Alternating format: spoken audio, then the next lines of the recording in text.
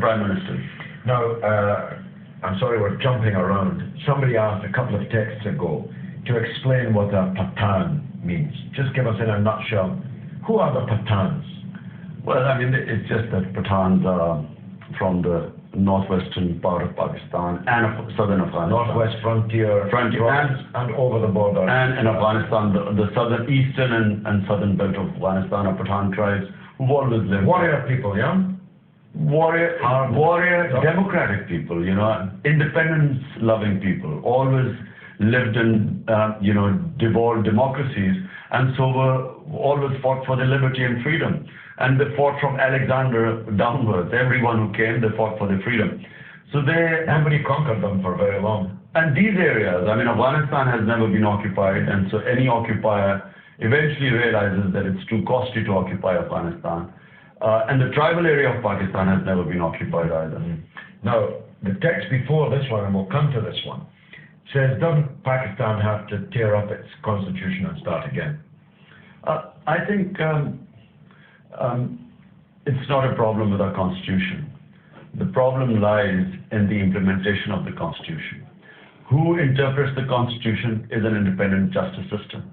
Problem with Pakistan has been, hence the movement for justice, that because our judiciary has always been subservient to the executive tramples all over the constitution and there is no rule of law.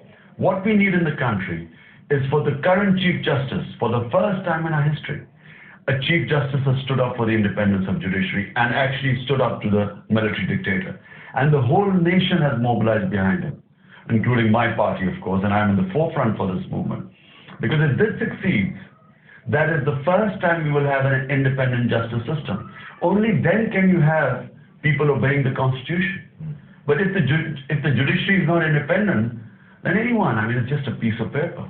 This text, which came after that, was that Pakistan has been more prosperous under military rule. Well, maybe some people were more prosperous, maybe the generals became more prosperous, but it's not true of the mass of the people, is it? Well, Pakistan becomes prosperous, and they've all 3 times. Well, the first military dictator went with the Sito and Cento, became a US ally in the war against communists.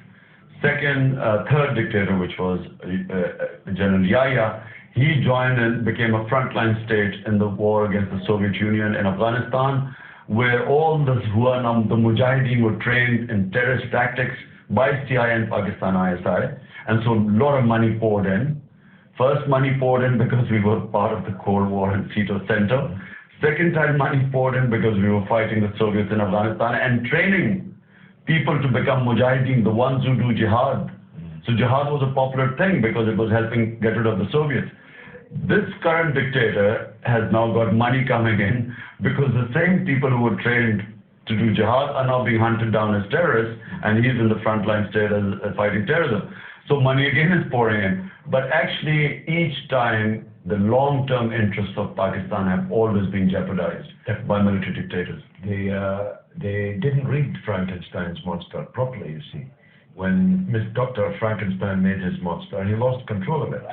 And that's why it's called a monster, because you can't hold on to it. And they made this Bin Laden and these jihadists on the basis that my enemy's enemy is my friend. But sometimes your enemy's enemy is worse than your enemy. And George, may I say, I mean, I don't know which brain is planning this war on terror, but Afghanistan became the training ground for all these so-called terrorists now. The next ground which is preparing terrorists is now going to be Iraq. Yes. Here you will have a new breed of people coming up. Sure. And, whoever is doing all this has learned no lessons from history. Now, Shokat is asking, how do you think Pakistan has handled the Balochistan issue? And he goes on to say, how do you see a free Balochistan? I suppose this allies to the question I alluded to a minute ago. Can the federation survive, or are we going to see more and more partitions? Well, George, look, a federation survives where the power is devolved from the center into the provinces. If you do not give autonomy to the provinces, there is no such thing as a federation with a strong center. Now, unfortunately, what happens is when you have military dictatorship, all power is concentrated in the center. And always the provinces, especially the smaller provinces, start wanting autonomy, and in the end, if they don't get it, independence. Well, here's Azad asking, how do you see the war for independence in Balochistan? You're not in favor of the independence in Balochistan. Well, the problem, the Balochis have a very justified reason for feeling aggrieved, because you do not send your own army against your own people. Unfortunately, military dictators only see things in black and white. If they think they're powerful enough, they look at logistics. Army is strong, their strength is weak, so send in the army. They do not understand that our arms is not an answer to people's rights. The Balochistan people are completely justified that they haven't got their rights, their resources are not being given to them. And so rather than dealing with this politically, what does Musharraf do? Send the army in. Exactly a military dictator some 35 years ago, what did he do? 37 years ago, sent the army into East Pakistan, and that became Bangladesh. What happened? Army is not the answer. You need political settlement, and the only way is more democracy.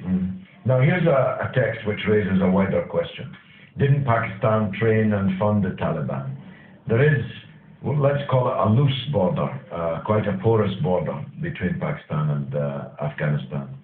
And of course, the Pakistani agencies undoubtedly did, as you described earlier, help the United States, and Britain for that matter, generate a generation of the fathers, you might say, of the Taliban, or the older brothers of the Taliban, in the so-called Mujahideen against the Russian-backed government there of Najibullah.